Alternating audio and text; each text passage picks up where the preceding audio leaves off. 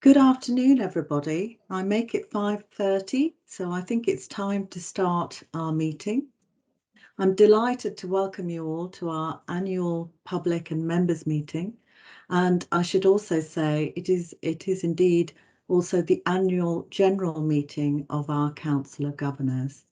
And I'm really pleased that so many of you were able to join us today. As this is a public meeting, you just need to be aware that we will be recording it. So everybody, people who weren't able to attend as it's going out live, will have the opportunity to watch it back on demand, as I think is the current terminology.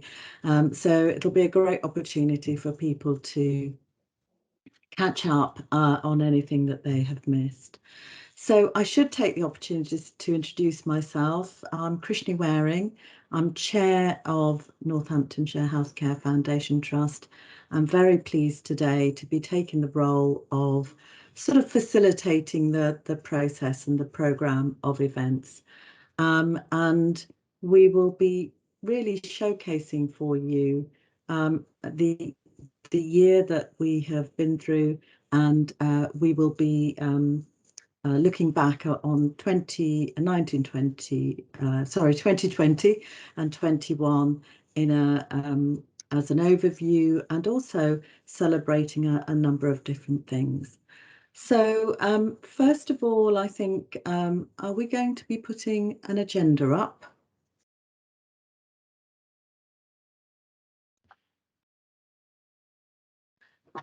Just to give you an overview of the agenda that we're going to be covering today.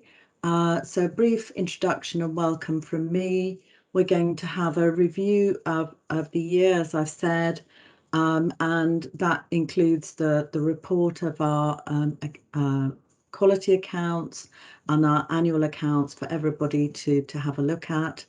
We'll also be hearing from the Council of Governors, very important body in the governance arrangements of the trust. And as I said, this is particularly because it is actually also the Council of Governors annual general meeting. And then I'm really pleased that we've got a couple of our brilliant clinicians actually talking about looking after our physical and mental well-being. In the year that we've all had, we felt that it was particularly important for us to share some thoughts around well-being, and hopefully everyone can benefit from that. As is also traditional in these sorts of events, there's plenty of time, hopefully, for questions and answers, and we'll be facilitating that through a particular mechanism. And I'm going to actually introduce Anne, who's going to explain how we're going to use something called Slido to help us with this session. So over to you, Anne. Thank you, Krishni. Good evening. My name is Anne Linsell and I'm here to support the meeting this evening. So we're going to be using Slido this evening to take your questions and to ask you some questions as we go through the session. So there are three ways of accessing Slido. You can click on the link that colleagues will have put in the chat.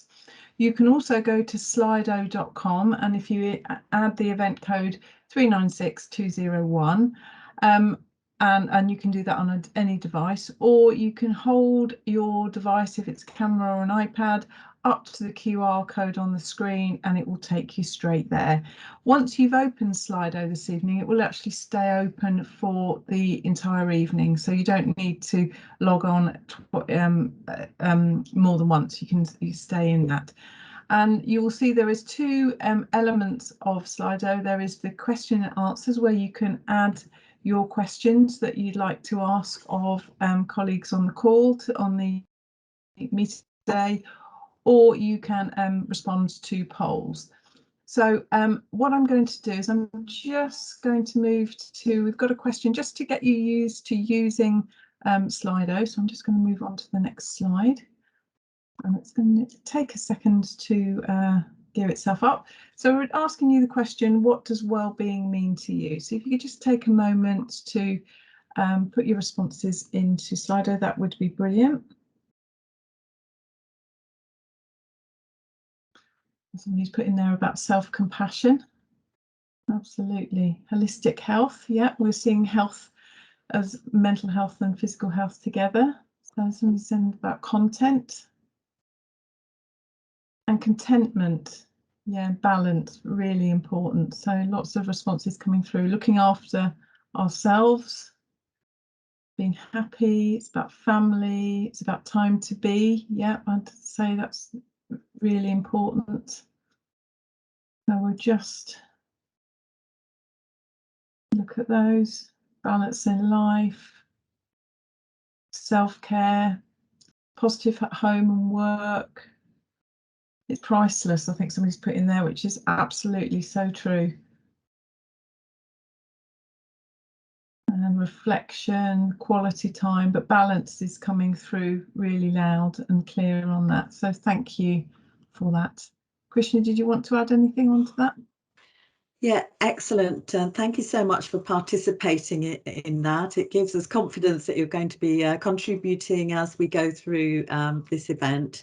And it's such an important, I think what the pandemic, I think, has really brought the importance of well-being to very sharp focus. So it's a great opportunity for all of us to reflect on the comments you're making, and as I say, get some insights from some of our clinicians later about how we might continue to focus on that now that it's really been highlighted for us so sharply. So thank you, Anne, for helping us through that. That's, as I say, the Slido will be something we'll be using throughout, and you'll see very clearly there how effective it is in bringing your thoughts on to share with everybody.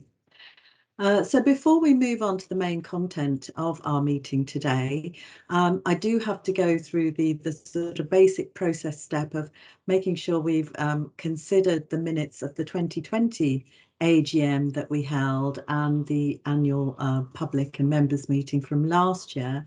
So these minutes have been available on our website, and the opportunity is now available to you to comment if you wish on the minutes. And again, I believe using Slido, you can take the opportunity now to comment on those minutes. And if there are no comments, then we will just accept those minutes and move on to the next item on the agenda. So perhaps, Anne, I could ask you to let me know if there are any comments coming through on the minutes. Of course, yeah. Me, just.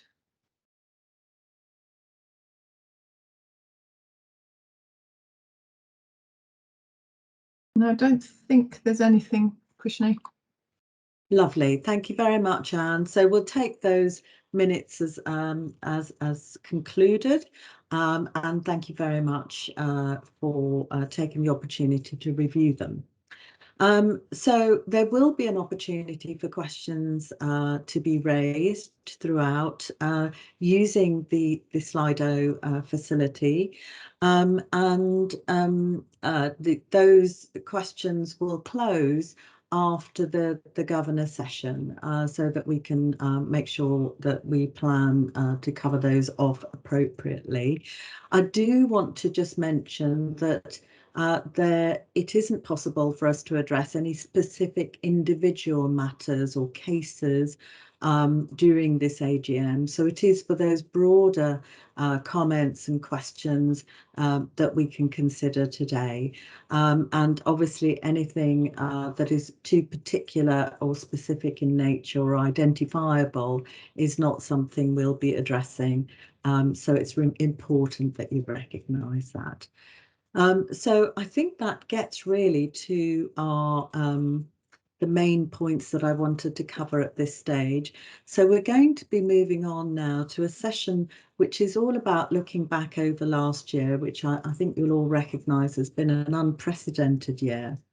And I'm really delighted to welcome Angela Hillary, our Chief Executive, to give you that overview of last year.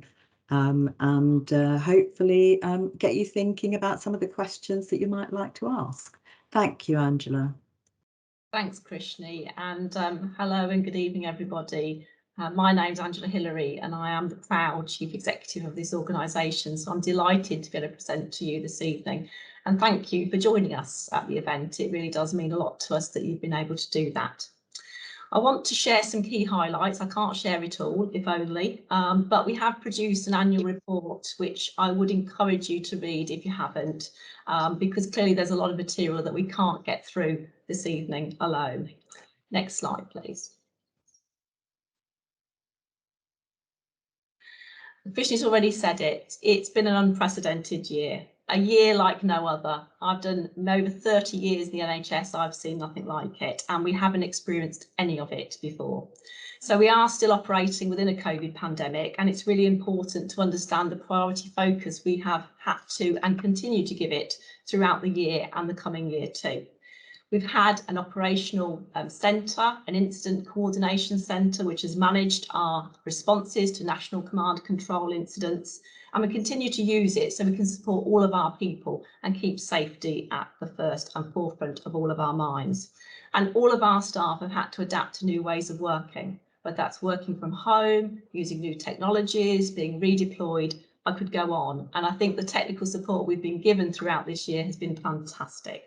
Next slide, please. So it's been really important to make sure we can look after each other. And of course, one of the ways we do that is to stay safe.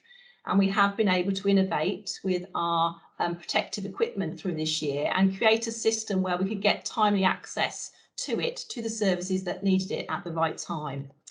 We've also been able to listen to our staff networks throughout the year, and that's been giving us rich, really valuable information about how we can improve things and how we can support and strengthen our approaches too.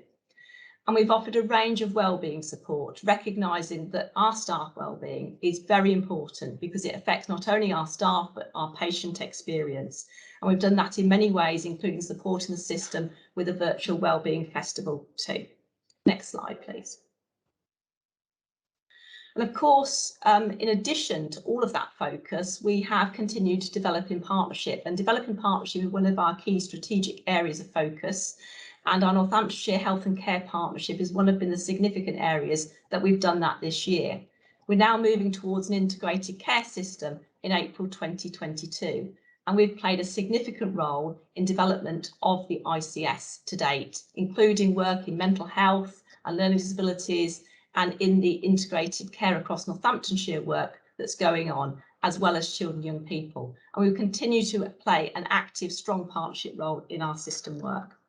In addition to that, we also started our group model with Leicestershire Partnership Trust this year in April, building upon our existing buddy trust relationship. And I'm pleased to say that this will now be a real opportunity for us to strengthen even further some of the areas of quality that we want to work on together, including Together Against Racism, talent management, leadership development and governance. But I want to now take the opportunity to share with you a video where some of our staff get the opportunity to give their thoughts.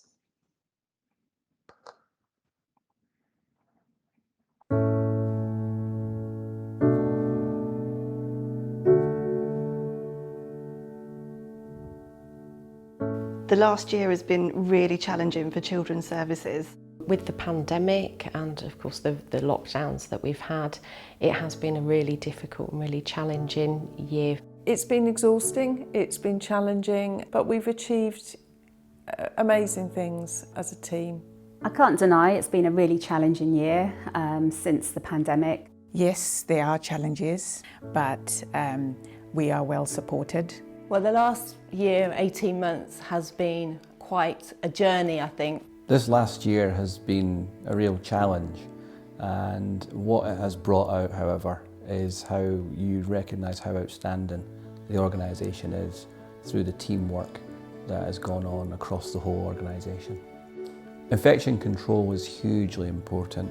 It's been the golden thread that's run through the organisation for the past 12 months. This PPE store was set up in direct response to the COVID pandemic and really allowed us to provide safe care to patients, to staff and to also visitors to Nhft.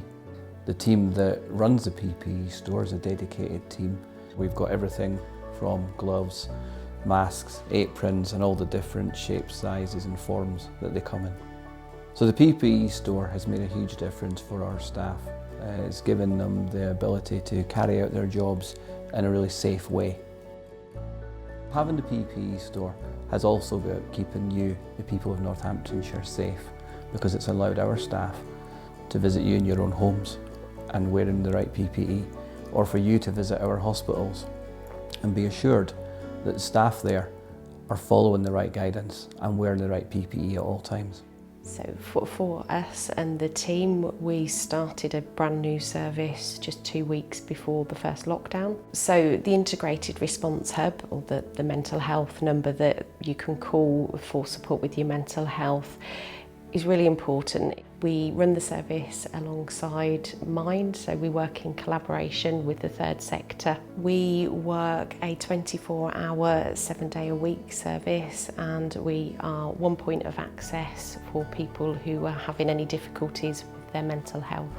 Since we started in March 2020, we've reached a milestone of over 100,000 calls. One thing we have noticed opening a new service during the pandemic is the number of people we've been able to support who have been socially isolated due to the lockdown. I enjoy everything that I do. I enjoy the purpose of the service, helping people. I believe I came into nursing for that purpose.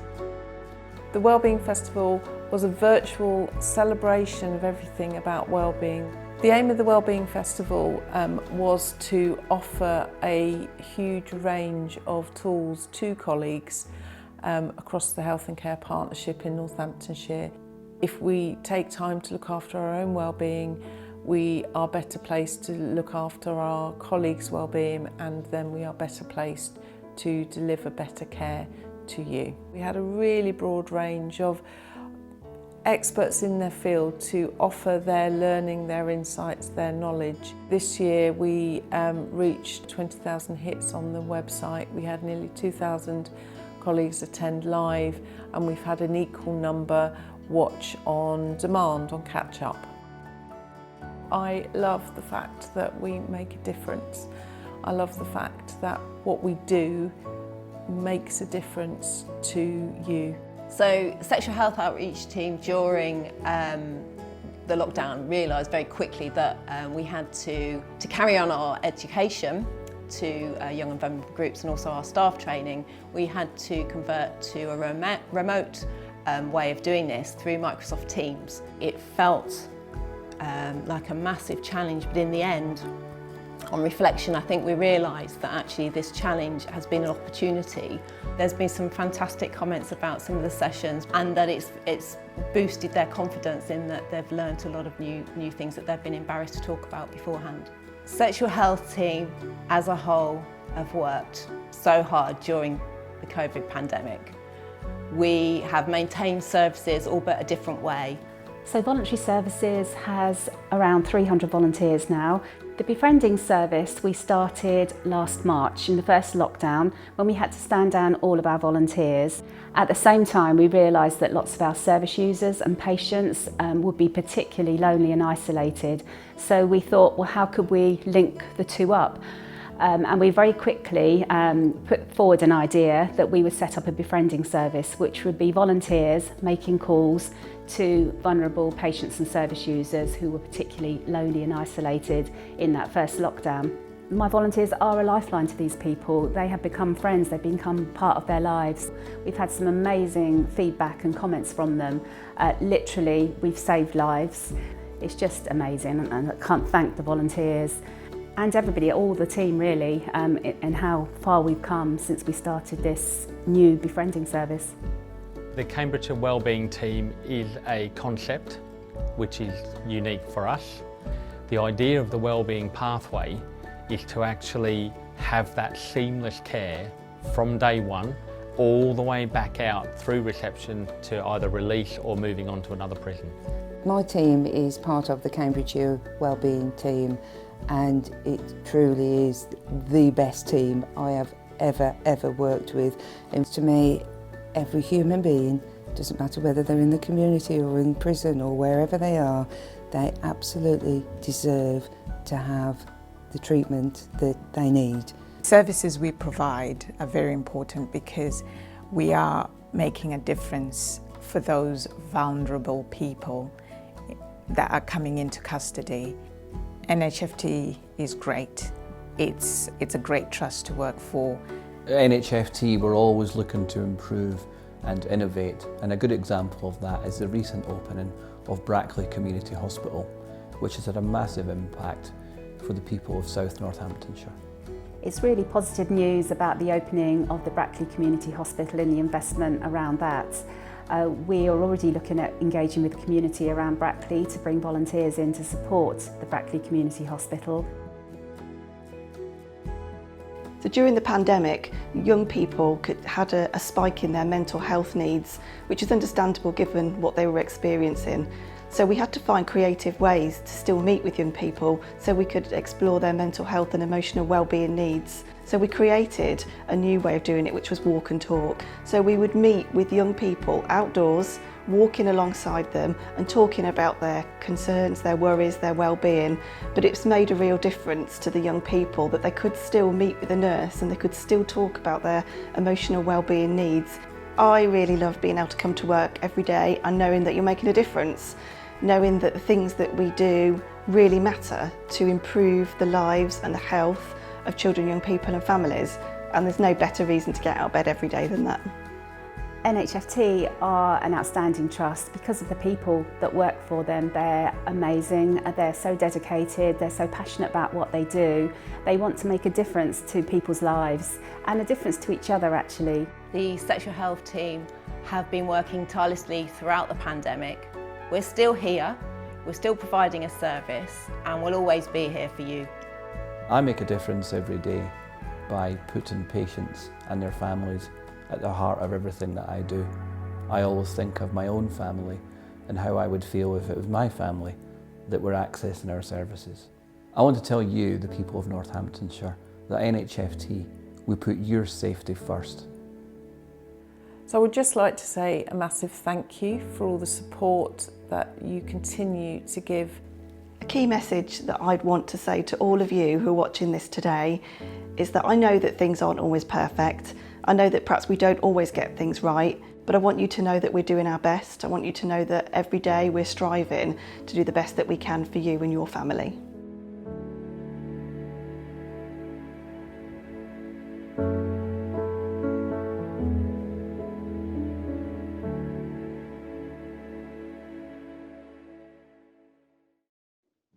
Okay, so thank you to everybody who participated in making that video. I think it just illustrates it far more than I could ever convey.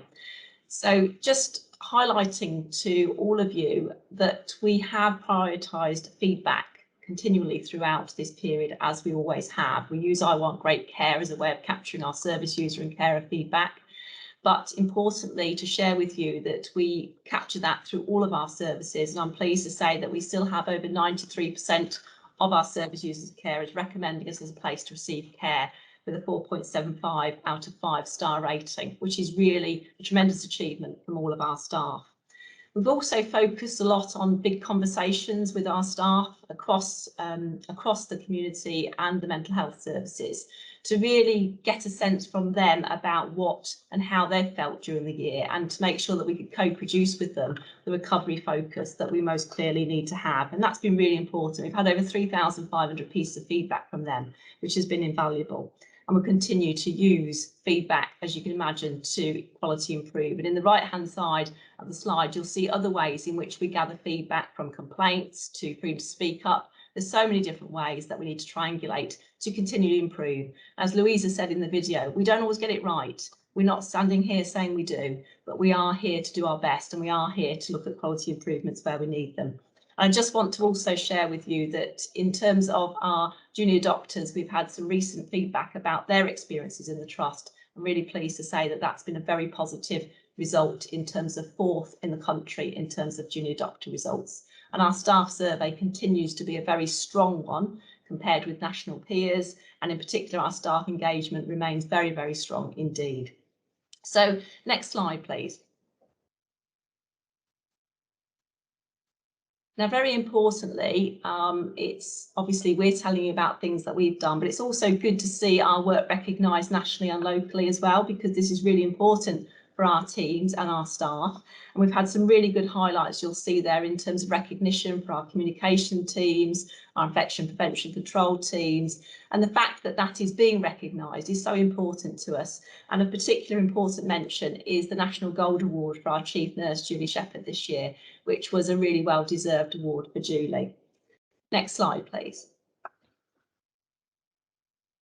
So looking forward, it's really important that we continue to look after each other, and I wouldn't want to miss the moment to say an enormous thank you to everybody. It's a thank you to every colleague in the Trust, the carers, the governors, volunteers, our communities and our public who have been absolutely behind us every step of the way. We've felt your support, we've needed it, we've valued it, and we couldn't have done it without you. And we have certainly tried to do our best. So thank you very much. Thank you, Angela. What a fantastic reflection on a difficult year, but one in which I know you would share your pride in the way colleagues responded, you know, all the staff and carers and governors and volunteers, everyone playing their part. So thank you very much for that overview. I'm now going to introduce Paul Sheldon. Paul is our Director of Finance, and over to you, Paul, to give us an overview of the sort of financial performance of the Trust. Thank you, Christy. Good evening, everybody. I'm Paul Sheldon. I'm the Director of Finance here at Nhft. I've been at the Trust since March, and I'm here to present to you the financial accounts for the financial year 2020-21. The first slide, please. Thank you. I should say to kick off with that a full version of the accounts is available on the Trust website. I'm certainly not going to walk you through all 50 odd pages of that here and now. But I should say that they have been produced in line with the government accounting manuals. At Nhft, finance is a key component at building a sustainable organisation, and therefore the Trust's financial performance in 2021 has been different to in previous years. As we've just been hearing about, the response to the pandemic has dominated the financial picture for us as a Trust, and so therefore 2021 is a slightly different year when we're comparing our performance in previous years, not least the cost improvement programmes for all Trusts across all 4 nations was suspended, and therefore the requirements for us to deliver on that were not as they have been in previous years. But the performance of the Trust in terms of cash was way above plan. That was largely because of the increased investment from government into the NHS, and certainly Nhft improved its cash position, which can be invested in future years. Capital investment remained high, and as I said, with the change in the financial performance required of us, we didn't actually need to hit our planned surplus of 6.6 million. All Trusts across the country were expected to break even, and that's what Nhft did. Can I have the next slide, please? Just in terms of the overall expenditure, as I said, the total income for the Trust rose to over 261 million. But of course, our expenditure rose as a big part of that was in relation to directly to the pandemic and indirectly as well. We should say, as we mentioned in that video, the expenditure that was increased on our PPE stock for over 4 million of that 5.8 million that we spent on COVID. And again, just a thanks from me to the finance team. The accounts were again compiled in remote from people's homes, and therefore my thanks to all the team directly and indirectly involved with producing the accounts, because it's never should be underestimated the work that goes in such a short space of time to deliver that, and obviously the circumstances were exceptional this year. And also I should pass on our thanks to external audit colleagues for their work in auditing that in a similar way. Just a couple of points around looking forward as we go into the next few months.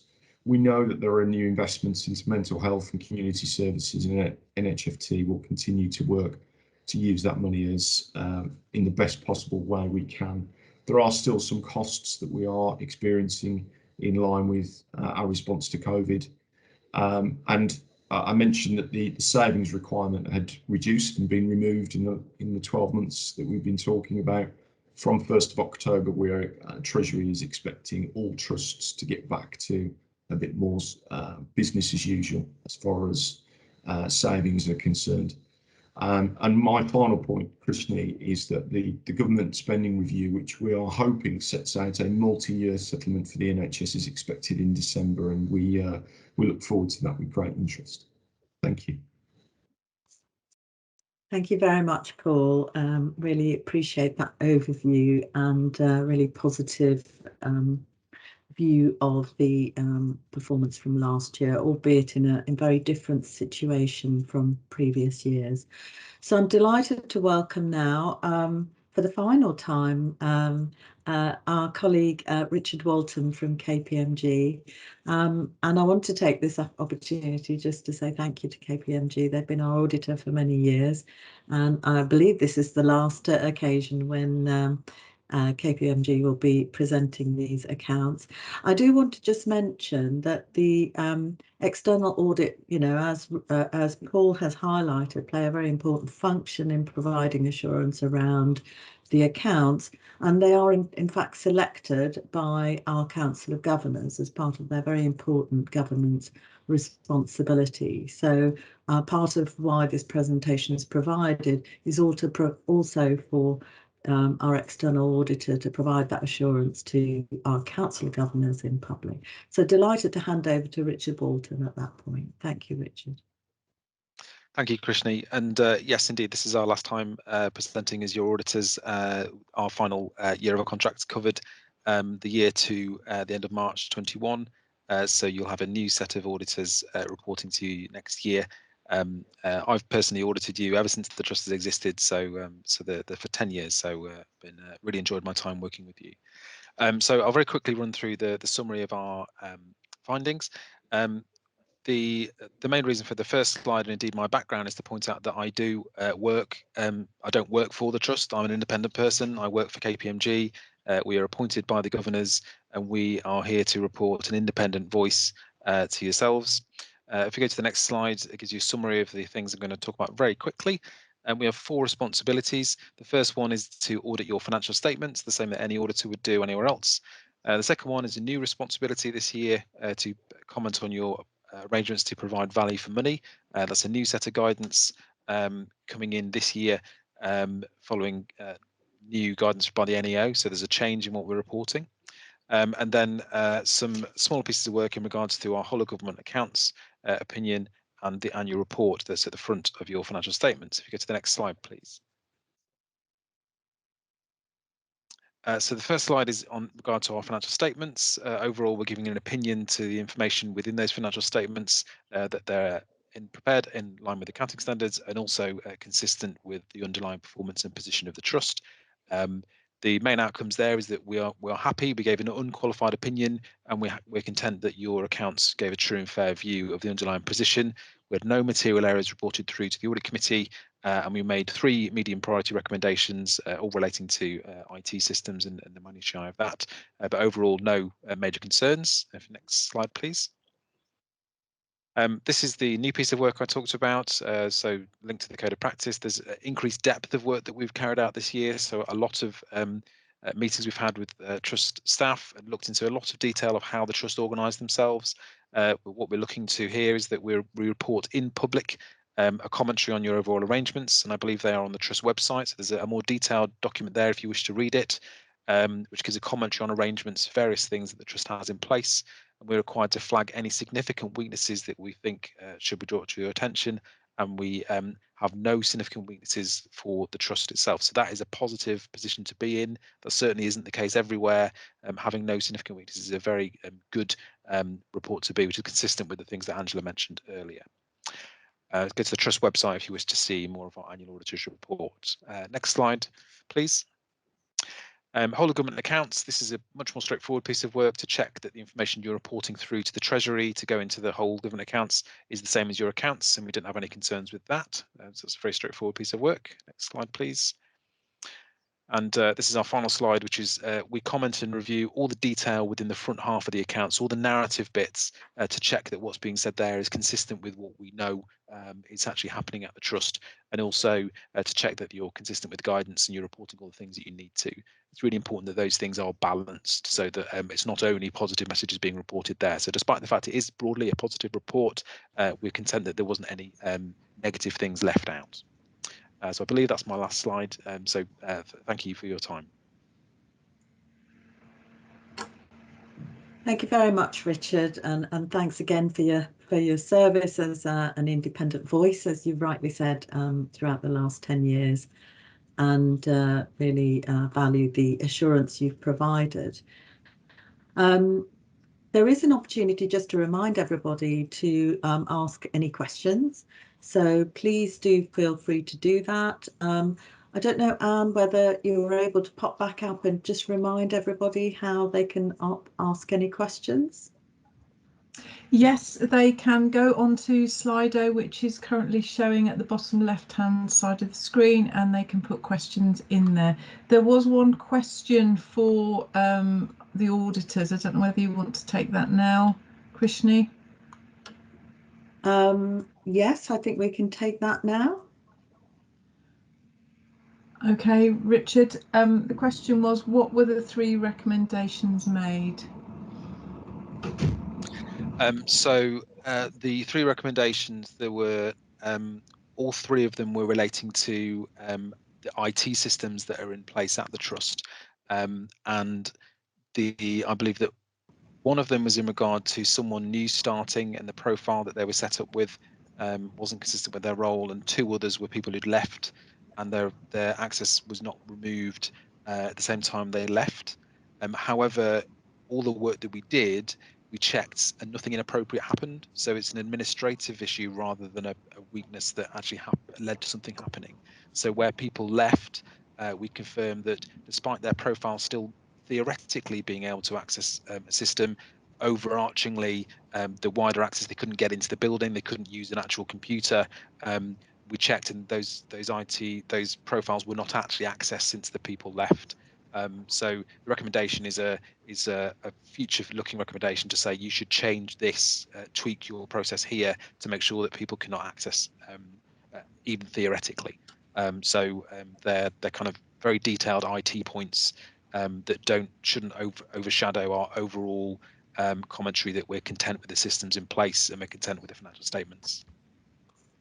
Thank you, Richard. So I think it sounds like it's an improvement opportunity that we were addressing, which is an important one, but not one that showed a significant weakness, which is, I think, they're common issues that we raise at many NHS trusts, and a couple of them are actually in terms of, exactly you say, improvement points, that things are improving, best practices changing. So we're just kind of recommending that you keep up with that rather than there being a fundamental error. Excellent. Thank you very much, Richard, and thank you to the person who asked that question. So reminder again that the question or the opportunity to ask any questions will be available for a little bit longer. So please do send them in using the Slido system as has been highlighted. We're now going to move on to talking about the role of the Council of Governors. It's a very important role. You've already heard that our Council of Governors in fact are the key player in the selection of our external auditor, which is very much part of their sort of assurance and holding to account role. So what we're going to be doing is watching a presentation from the council regarding the role they've played in the course of the year and the things they've achieved.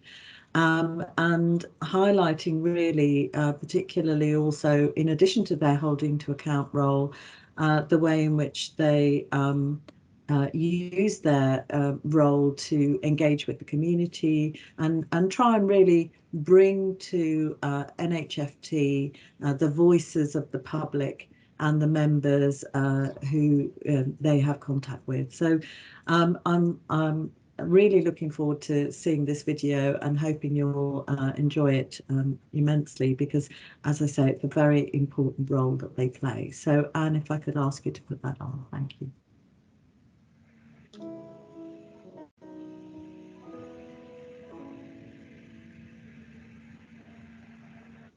Well, good evening, everyone.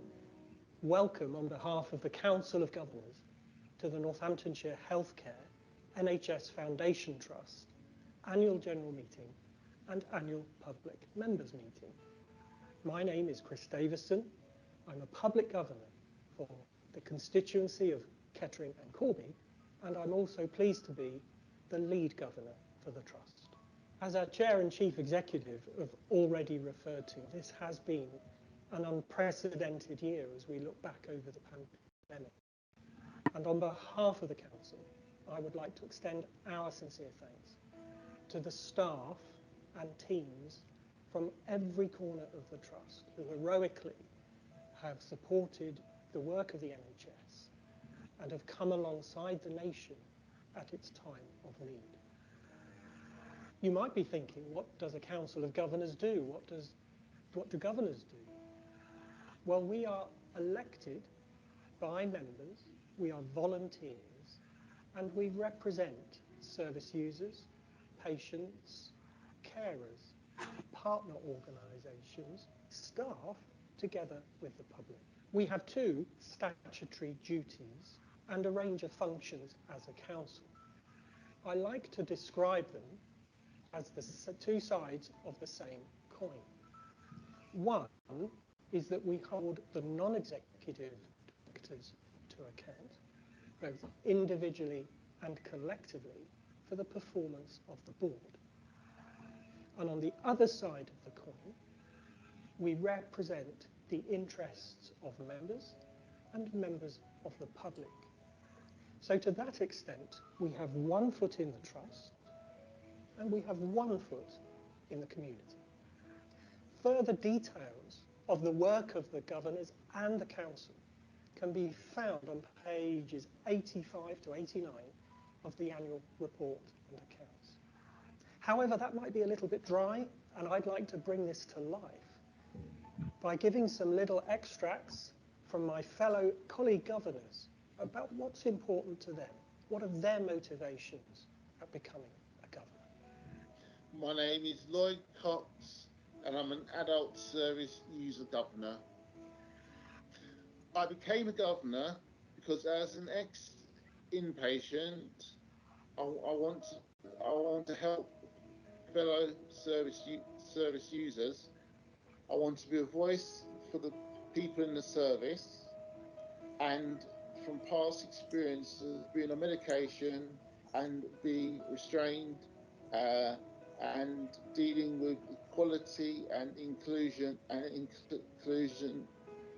I want to challenge and be a voice in the here and now. Hiya, my name's Sheldon and I'm a governor for the NHFT Northampton.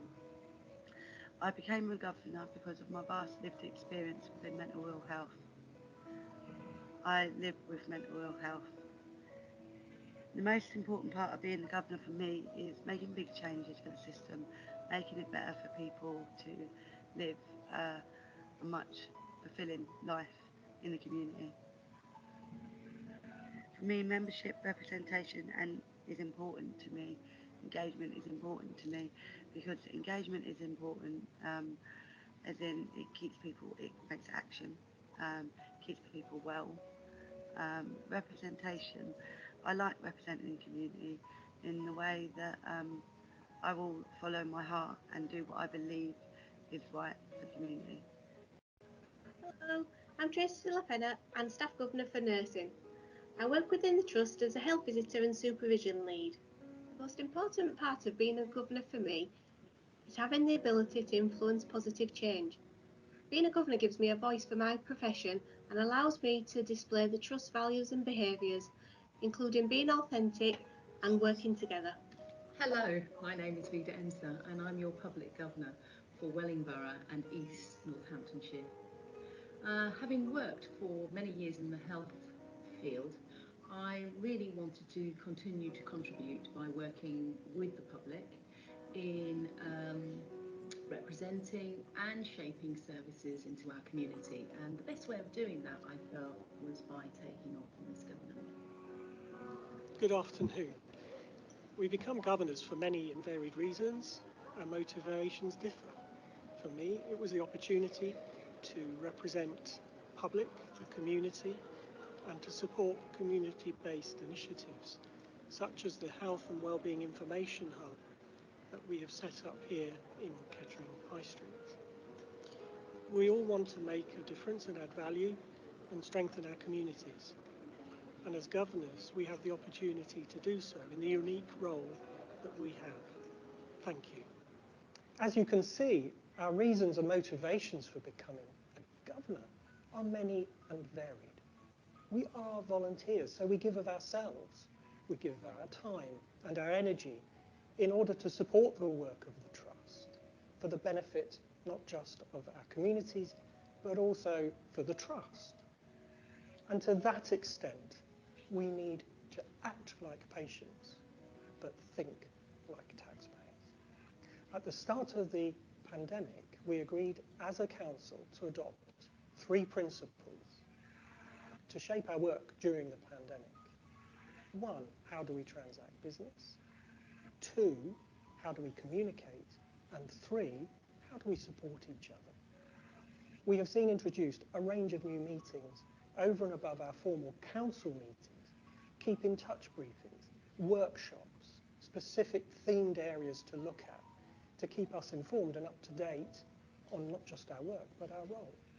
I would like to share with you 3 specific initiatives that we have been involved in during the course of the year.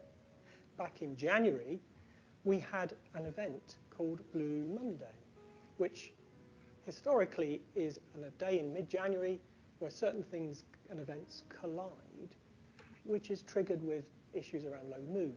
We were pleased to put on a members event that promoted prevention, early intervention and signposting, both to NHFT services, but also to services that are available locally to support your emotional and mental well-being. And I'm pleased and would like to acknowledge the help of our colleague Dr. David Smart, a local GP, who helped with that presentation. Secondly, as a council, we were actively involved in the Reforming Mental Health Act consultation process. The government published a white paper on the future provision of mental health and the Mental Health Act. And a unique offer that we provided as a council was that our carer governors, who speak from a position of lived experience, were able to comment on the proposals as part of that consultation process. And finally, as we begin to enter a new normal, as society resets, we have seen the opportunity for us as governors to be involved in health and wellbeing festivals, one in Kettering, one in Wellingborough, and other public-facing community engagement events, where clearly we are also able to promote that prevention, promote early intervention, and also to signpost members and members of the public to the services that they need. The theme of this year's annual public members meeting in AGM has been looking after ourselves and looking after each other. If we are to respond effectively to the challenges we face as a nation, as a society, and a community, then we need to find ways of working together. In the year ahead, we will, as a council, be looking to take a bit more detail and analysis in our holding to account role around indicators covering patient safety, patient experience, clinical quality of care. as well as operational standards in finance. We are beginning to enter a new phase around integrated care systems. What is the role of a governor in system working? And where is the voice of the public within those plan changes that the government are proposing? But what we will do is that we will continue to represent you. We may not do it well, we may not get it right every time, but we are here to provide a voice for those that don't have a voice, and we will do it to the best of our ability. Thank you.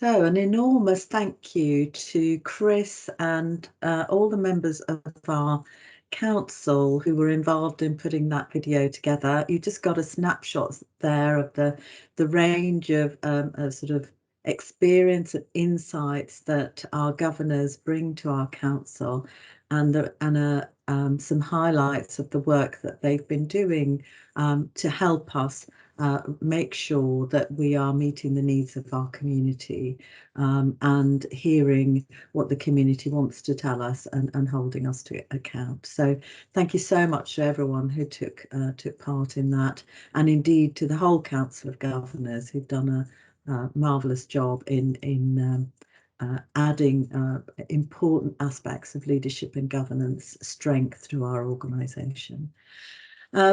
So there's a little bit more time for people to ask any remaining questions, but questions are going to be closing very soon. So if you haven't got one in and you wanted to, you will need to get that in very quickly.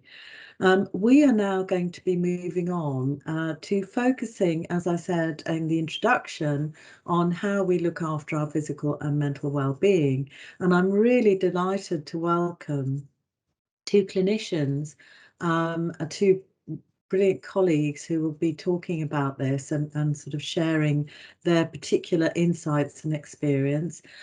So the colleagues are Stephen Rigby, who I think will be talking second, but initially I think it's over to Dr. Sunil Ladd, who's going to be talking about mental well-being and compassion. I'll let you, Sunil, hand over to Stephen. So over to you, Sunil. Welcome. Great. I'm really excited about hearing both your presentations. Excellent. Thank you very much, Krishni. So my name's Sunil Ladd. I work in Nhft as a consultant counselling psychologist within our secured services. So like Krishni was saying, I'm going to talk about mental well-being, and I think for me it was really useful thinking about what people put in the Slido. So I'm going to try and reference some of those points to make sure that I've covered everything. So next slide, please, Anne. And I guess one of the things that we really need to understand is understand our brains and why we might experience mental health distress. And I guess what we need to start off with is really understanding that we've not got a choice in terms of where we're born, but also that we've got a brain and body that experiences emotions like anger and sadness and fear and joy, and even how many fingers and toes that we're born with. So all of these things aren't a choice, and as a result they affect how we might experience things. Also, if we think about our mental well-being, if we're taught certain things about emotions, for example, that they're bad, then we might try and push them away, and obviously that will also affect our mental well-being. So next slide, please.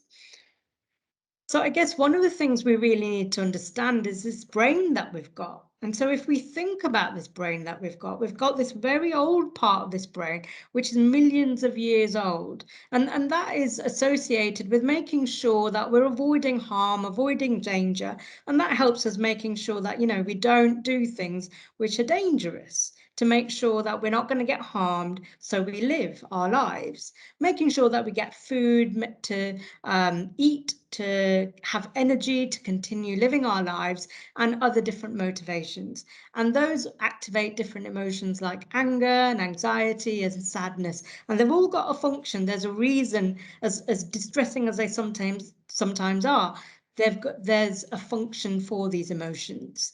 And then we've got different behaviors like fight and flight, which means that our heart rate might go up, we might run away from a situation, or we just switch off from things. But also more other things like caring. You know, whilst we might do awful things or experience awful emotions, there are also positive ones, you know, connection. And even if we think about some of the things that you wrote in terms of what helps your well-being, you know, feeling content, feeling good, family, you know, having those things to connect with other human beings. So that's a very old part of our brain. And then we've got a very new part of our brain, which is unique to us as human beings, which gives us the ability to imagine, to plan, to ruminate. But the problem is we have these tricky loops that might start to develop. So just by thinking about something, that might activate some anxiety. So I'll give you an example on the next slide. So next slide, please. So if we think about a zebra, for example, a zebra sees a lion, and what happens to his emotion? It goes up. So that's our old brain, but generally half an hour afterwards, it sees that lion, it goes back to just eating grass, being okay. But if you think about if a lion walked into your living room right now, what would happen? Let's say it successfully got away. Half an hour afterwards, so next slide, please, we'd be thinking, we'd be criticizing ourselves, we'd be, you know, thinking, oh God, how did that come in? We might get angry, we might be thinking, who am I going to call? I need to call the police. I'm going to find out how it came, making sure it will never come up again. And then, so as a result, because of this new brain that we've got, it will often cause different loops for us. So next slide, please. So I guess we can generally break our emotions down into 3 different categories. So the emotions that are linked to feeling good, feeling excited, and that's often when we're doing. So, you know, when we've been particularly busy and we get a sense of achievement, I guess the difficulty with this is that it only lasts on a short-term basis. So we might try and focus on something, but the difficulty is if we are just in this particular system, we are at risk of burning ourselves out. So the next part of our emotions looks at rest and digestion. This is an extremely important part of helping our well-being. This is about, you know, when we get good sleep, making sure that even our breathing, and hopefully Stephen will talk a little bit about this, is that if we slow down our breathing, that can help to really regulate our nervous system. And as a result, that might also slow down our thoughts. But if you think about the previous slide I just talked about, when we're having lots of different thoughts, it's really hard to do that. So actually, you know, just recognizing our breathing might help us to slow down. But if we're having lots of thoughts, that might be really tough. And then the last part of our brain is looking at threat.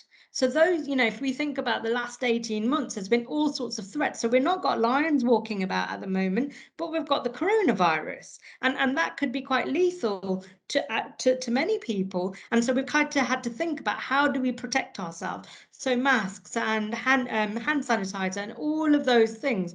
But also at one point, you know, we were having to avoid other people. And I guess we were pretty much living within those two on the left. And we had, you know, that sense of connection, for example, seeing people that we love, giving people a hug helps to regulate our nervous systems, but we've not had opportunities to do that. So going back to the Slido, people spoke about having balance. And I guess what we really need to think about is, are these 3 systems balanced? The reality is, if we're stuck in the drive or the threat, and those are dominating, our mental well-being are going to be affected.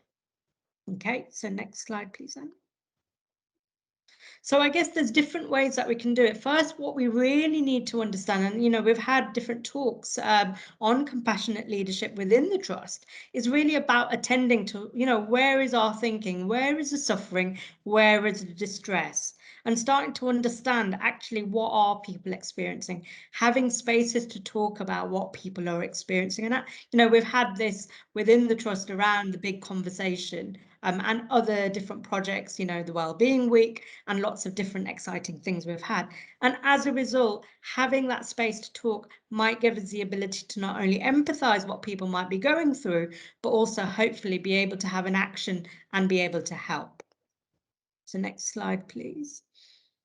So I guess compassion is something that I'm, you know, has helped me personally, but also something I do a lot in my work, and I'm really thankful that, you know, it's a big value within the trust. And I guess compassion isn't just about kindness alone. It's not about ignoring things. It's not just about saying, right, I'm going to hide away. What compassion is, it's about courage, you know, being able to recognize that we've got really difficult emotions that we need to go towards. So I've got that picture of a firefighter who really starts to think about going towards something, but actually has got the protective equipment. So being really ready for it. And next slide, please.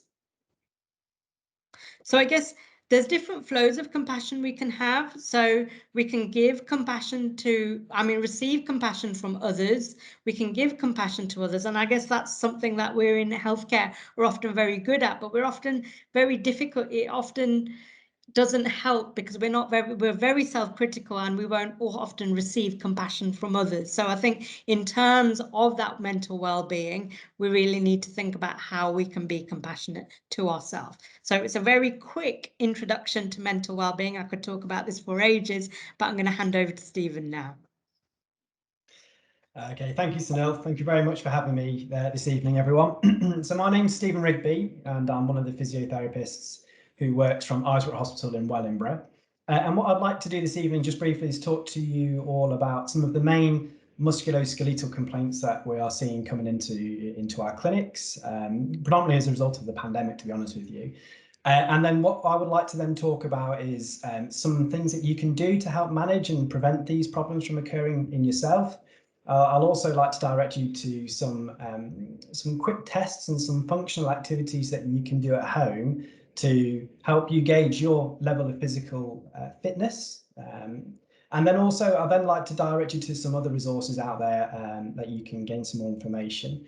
And then I'll finally like to then leave you with a few of some of my best bits of advice, some of my sort of words of wisdom going forward, really, just some quick tips that you can apply to your day-to-day lives that will hopefully have a positive bearing on your physical well-being. So the main 4 problems that we're seeing coming into physiotherapy at the moment are neck pain, shoulder pain, back pain, and knee pain. So to address the neck first, very, very common. I think a lot of us, especially during the lockdown, we're working from home and finding ourselves, you know, crouched over awkward desks, you know, with laptops on the table. Mine was laid up with several different books, but that presented different sort of working problems for us. And as a result, we might have developed that, you know, perhaps we've got a little bit of a sore neck, a bit of a stiff neck. The best thing you can actually do for neck pain, to be honest with you, is change your position. So change your posture. So get out of your chair, move around, have a walk about. If you can increase your steps by 1,000 steps a day, that will have a huge impact upon your neck pain. And I'd advise you, if you possibly can, to go out and walk outside.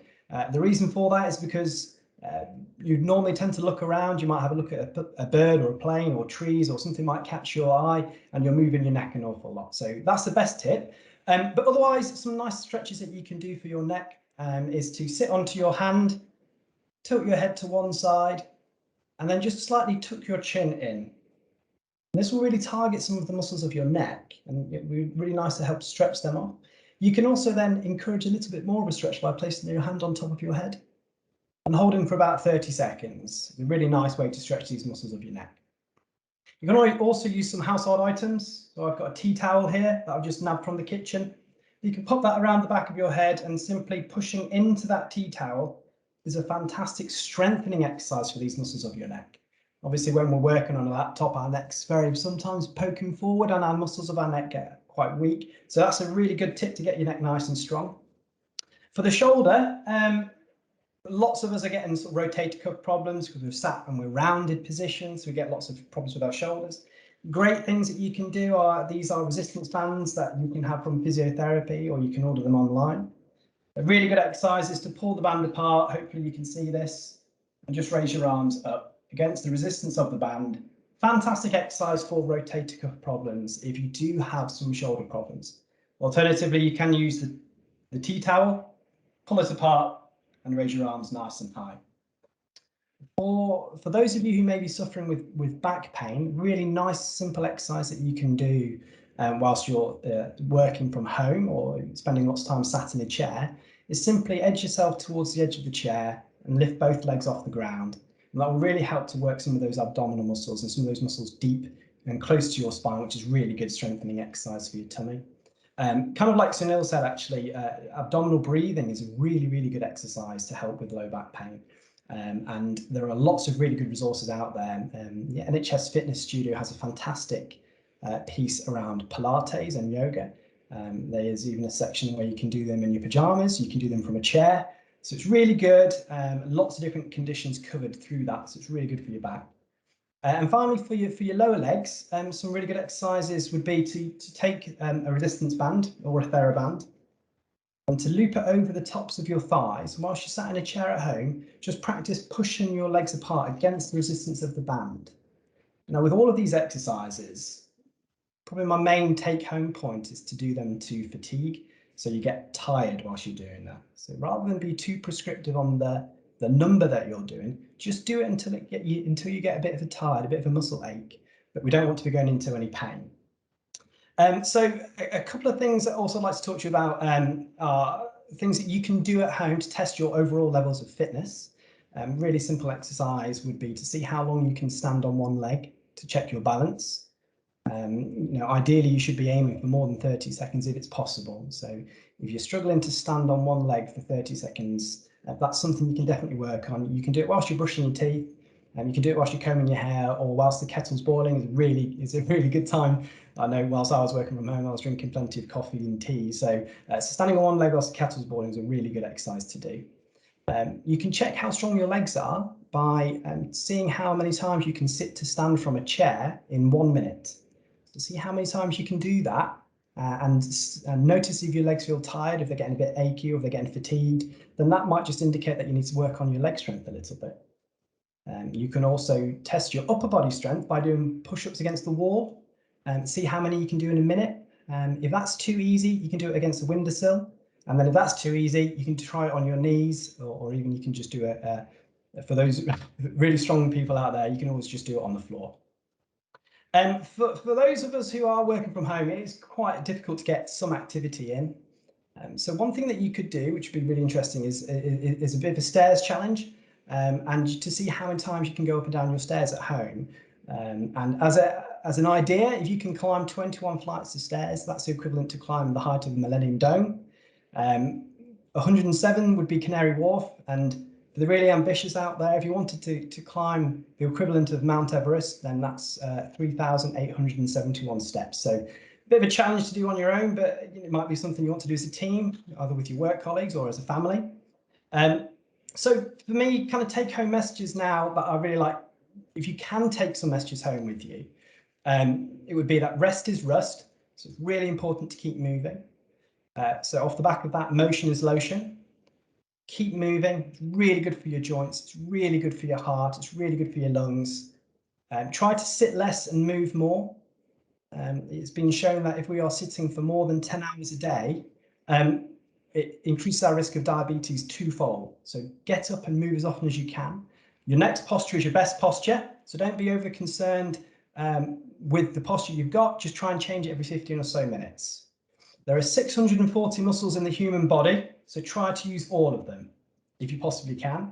And you should be aiming, if it's possible, for 30 minutes of moderate intensity exercise 5 times a week. So that's exercise that gets you slightly out of breath, gets you a little bit sweaty, and where you're finding it difficult to have a conversation with someone.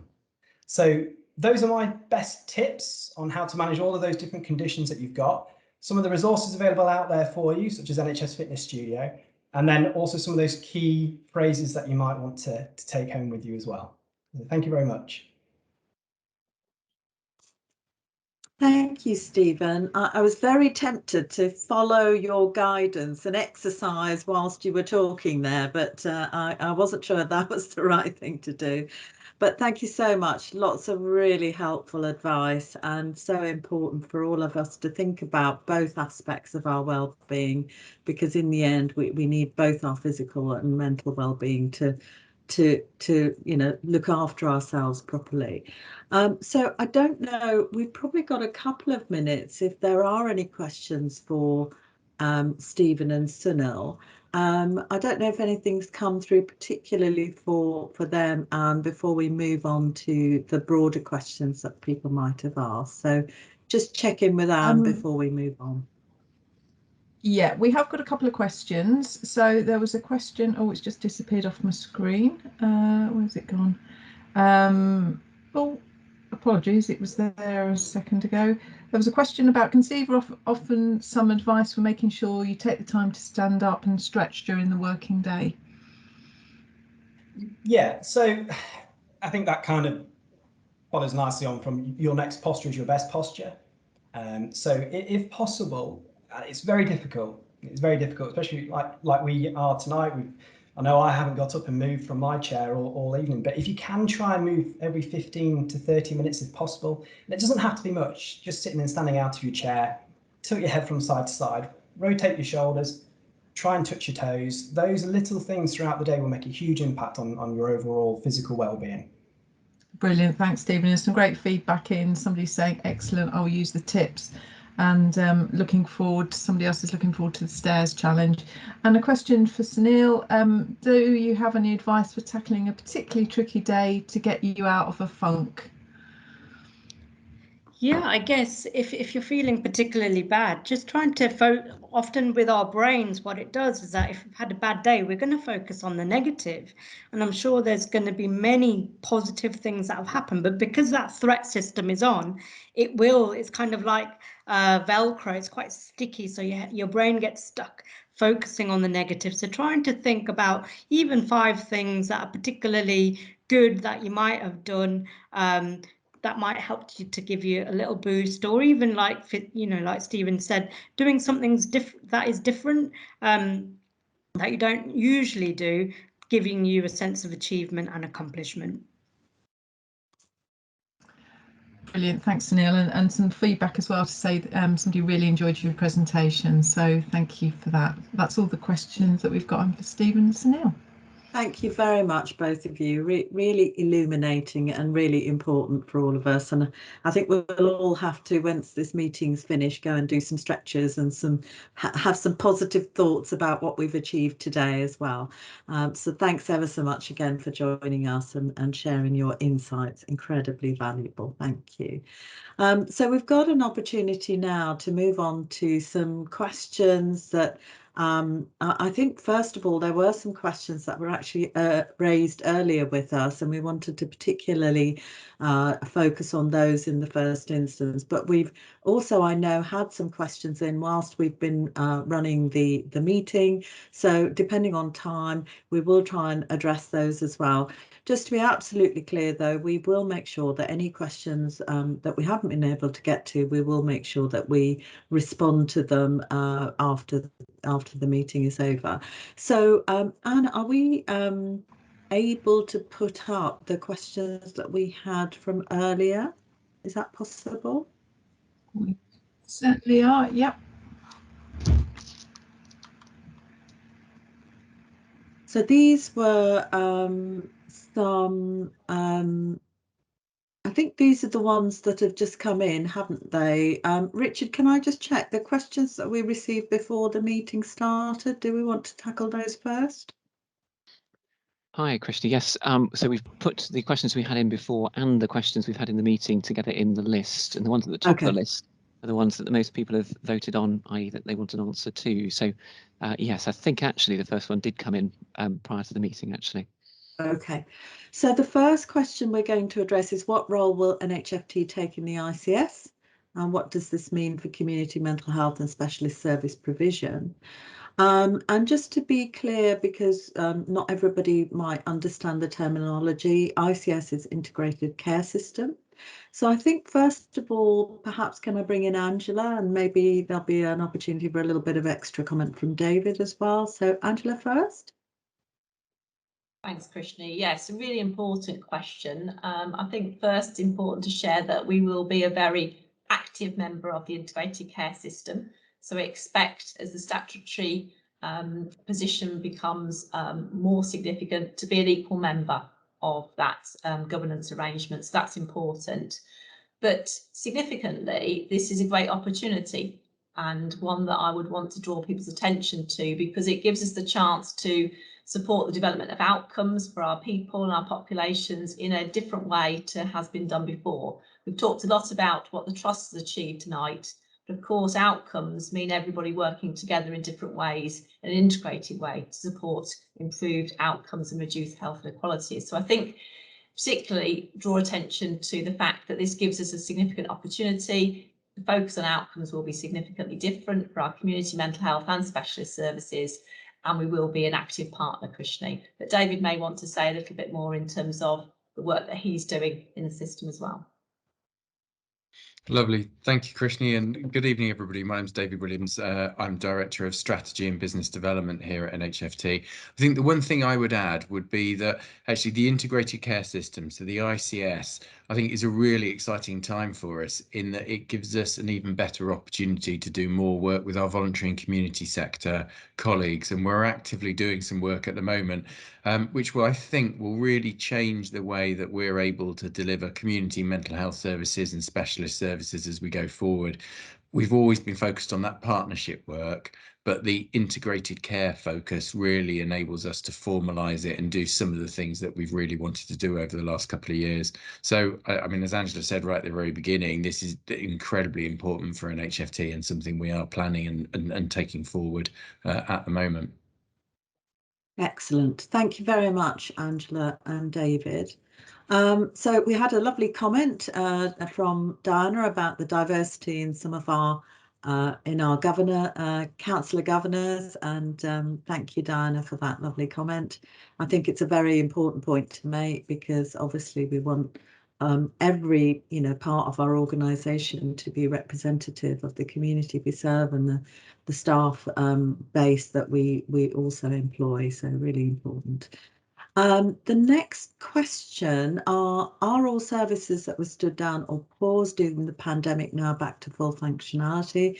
And I'm delighted that Jean Knight, our Chief Operating Officer, is going to respond to this question. Jean, I hope you're going to respond to this question. I am, Krishni, thank you. I think over the past 18 months, quite a lot of the services have continued, as they always have actually. Some services paused briefly in line with government guidelines to support those services that are under significant pressure.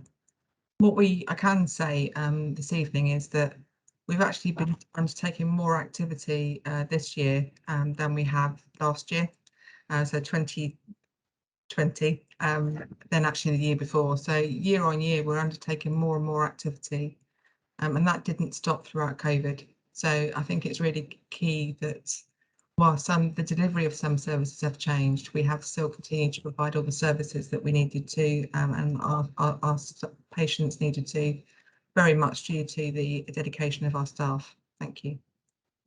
Thank you very much, Jean. It's a really important point to make, and it is pretty much the case in mental health services in particular, and community-based services.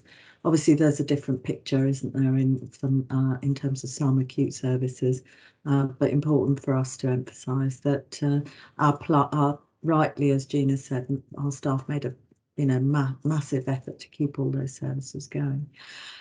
So we've got some more questions relating to really support for our BAME members of staff, that's Black, Asian, minority ethnic staff and communities.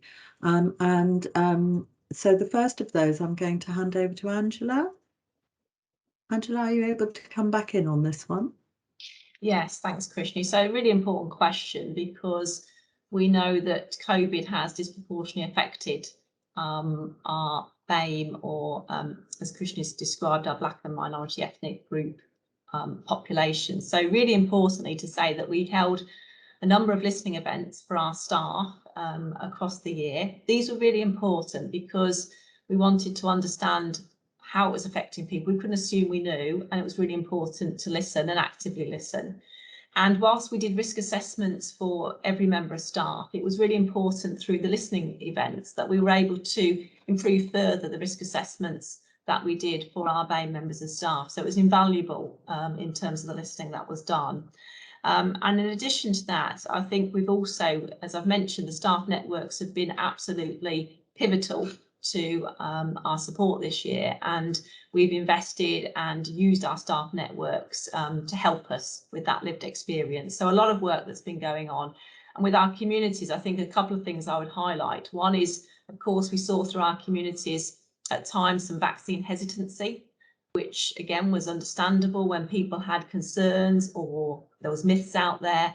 And our medical directorate, I took time with other clinicians to put sessions on to understand and dispel those myths, but also to respond to the questions that our communities have. And I think that was really invaluable, as well as our services are now very much looking at the underrepresentation of our BAME communities in their services, and really looking at how we can reach out and connect with our communities even more. Thanks, Krishni. Thanks, Angela. Can I actually ask you to take the next question, in fact, the next two as well, if that's okay? What's the Trust position on tackling racism at work? And if you could share some of the work that has taken place around that. Yes, no problem. So I'm really pleased this question's been asked, because this is something that we as a trust and myself individually feel very strongly about. I did write to all members of our organisation to talk about the importance of becoming an anti-racist organisation. And since then, I'm really pleased to say we've done several things. We have embarked upon a piece of work called Together Against Racism with our group partner, Leicestershire Partnership NHS Trust. Our staff networks have continued to connect throughout that period as well, and we now have very active steps in terms of how do we embark upon the journey of becoming anti-racist. It's not to say it's easy. We haven't embarked on it because it is, but we know that we want to do it, and we've been also invested in a level of training to support our leaders and really make sure that this is seen as a really key priority. And our executives and our board members have all pledged in terms of this position as well.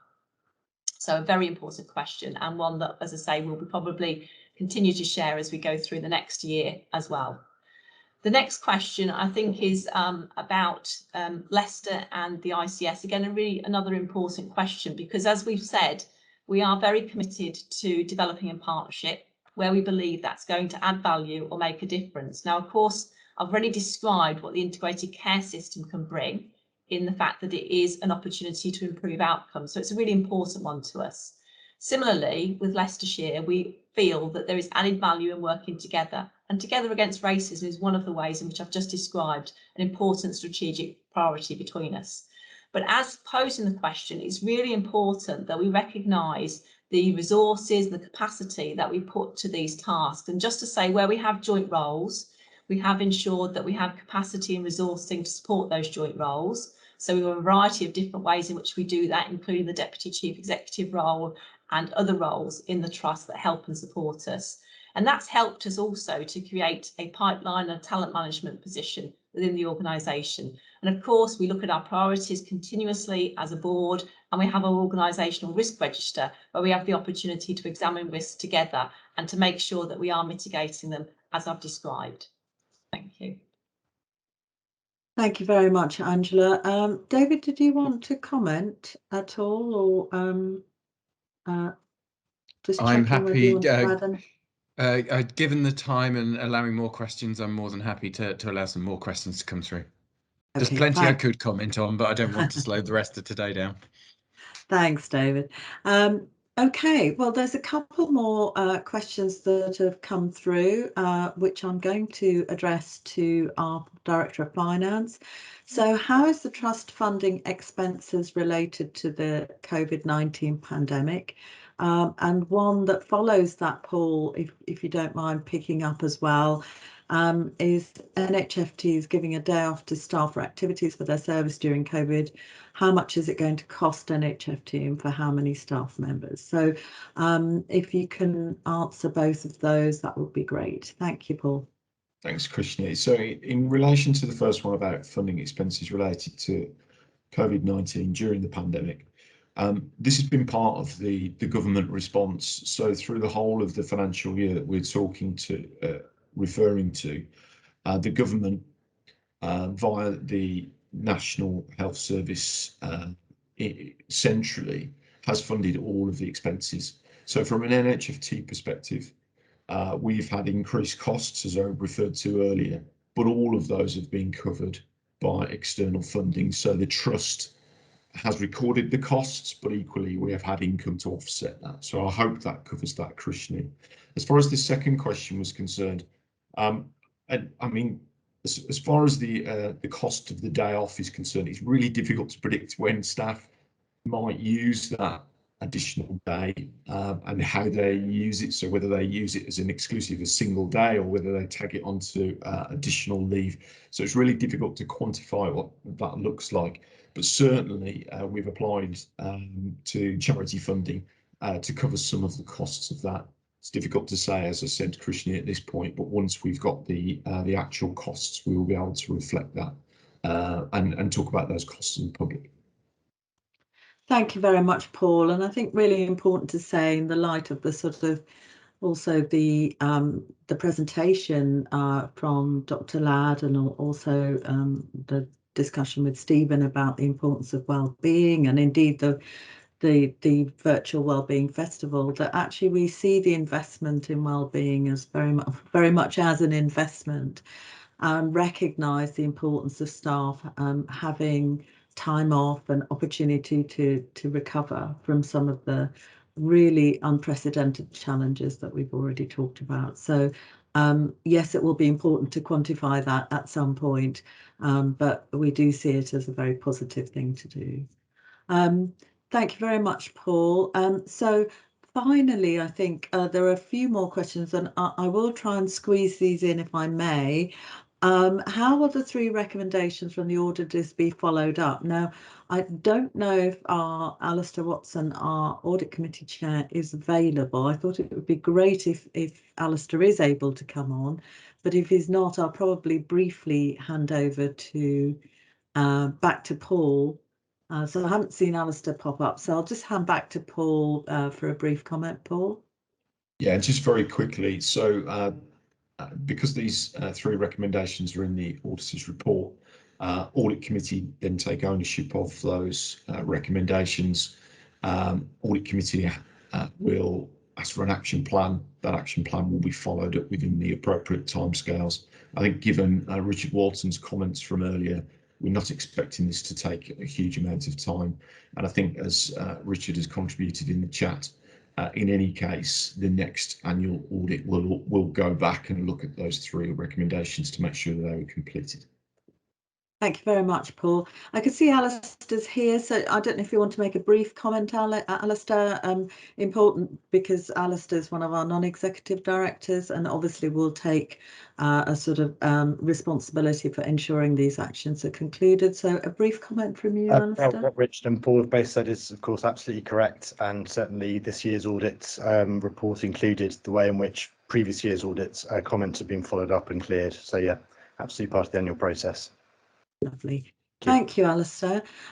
So a couple more final questions, and then I think that really will be it. But what are the media channels that NHFT use to advertise governor roles within the communities of Northamptonshire? Over to Fiona Barr, our Director of Corporate Governance. Fiona? Thanks, Krishna. I was really pleased to see that we got this question, because we've done an awful lot to actually really promote the opportunity of being a governor across Northamptonshire and in fact beyond, using networks and channels that people are familiar with, and also trying to reach out to a wider variety of people than we'd had previously seen on our Governor Council. And I'm really, really pleased to say that it has resulted in a very different complexion to our Council of Governors. We've got a fantastic group of governors. I really enjoyed seeing that video of all of them early on. They're doing a fantastic job. I'm really pleased to say that when our next election closes, we will have actually filled all of our elected seats on our Council of Governors, which is an excellent position for this to be in as well. So we're going to continue working with comms, using the networks that people are really responding well to, social media, Spotify, using quite a lot of different channels that we've actually found a good deal of pickup from. So we'll continue using those. Thank you very much, Fiona. And finally, from Aaron Mandalia, one of our staff colleagues, is there anything the Trust would do differently regarding COVID-19, knowing the outcomes this disease has had on our colleagues, family and our patients? I don't know if Julie Shepherd is available to comment on this briefly, Julie. Julie is our Chief Nurse. Welcome, Julie. Hi, thanks, Christy. As Christy says, I'm the Chief Nurse for the organisation. I'm also the Director of Infection Control.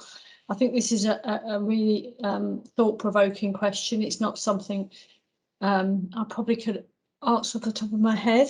But actually, in line with national guidance, I think as an organisation, we have followed the national guidance for infection prevention and control. Keeping our colleagues, our patients, and their families safe. And I think that's been important. I think that's been paramount to the Trust, paramount to our staff and service users. And we continue to do that, and we will continue to do that. So I don't think we would do any differently. We've done lots of things for visitors. We've had services that have had iPads delivered, technology, services that have had letters and shared. There's several ways that we've opened up to visiting without face-to-face visiting.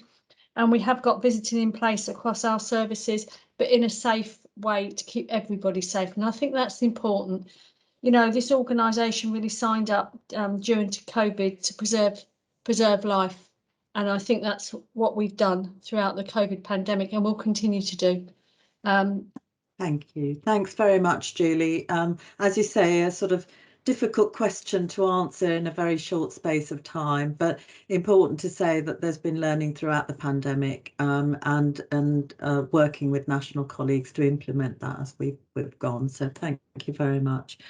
Well, that brings to an end our questions, and I'm, delighted that so many of you raised those questions. I don't really want to say a huge amount. I think that the valuable inputs we've already had from everybody throughout this session really speaks for itself. Other than to say, whilst it has been a difficult year for so many people, and a challenging year for our staff, we've really been proud. I know Angela would join me in saying that we've really been proud of the way that our people have responded to those challenges. And indeed, all the colleagues that Angela mentioned in her earlier remarks about, our governors, our carers that we work with and other volunteers, everybody, our partners, have gathered together, have worked really hard together to try and make sure that we do the one most important thing that Julie touched on, and that was to preserve life. And that's been the absolute priority throughout the pandemic. Supporting as a board, supporting our staff through what has been a really, really challenging period. And that will remain a priority going forward. And we're really delighted that we had the opportunity to talk with you about how many of our people have risen to that challenge, but also the important point about your well-being. Everybody's well-being is really important, and we need to keep that at the top of our agenda. So thank you very much for joining us. I think we've got some very quick questions that we're actually going to try and ask you, if you're still with us, to comment on, and there's going to be a opportunity to evaluate the event, I think, afterwards as well. So is it back to you, Anne, for some quick questions? I think we've put the questions into Slido, Krishni, so they should be open there for people to share their response to today's session. But we Lovely. will leave that open after the meeting is finished, so people can take the time to do that as well. Okay, lovely. So you've got that opportunity. Please do give us whatever feedback you can. We always value that and do consider it very carefully in planning for these sorts of events in the future. So it just leaves me to say a few minutes over time, but I just want to say thank you so much for to everybody who first of all contributed to preparing this event. I know a lot of colleagues were involved in that, not least our governors, but also our comms team, Anne, and various other people who've helped to put that together. So, and these things are never easy. So always delighted that they've got, you know, that these, it's gone pretty smoothly overall, especially when technology is involved. So thank you to everybody who helped to put it together. Thank you to all the presenters, and particularly again our staff who've really risen to the challenge through a difficult year. And we look forward to you joining us in a year's time to share progress again. Thank you again.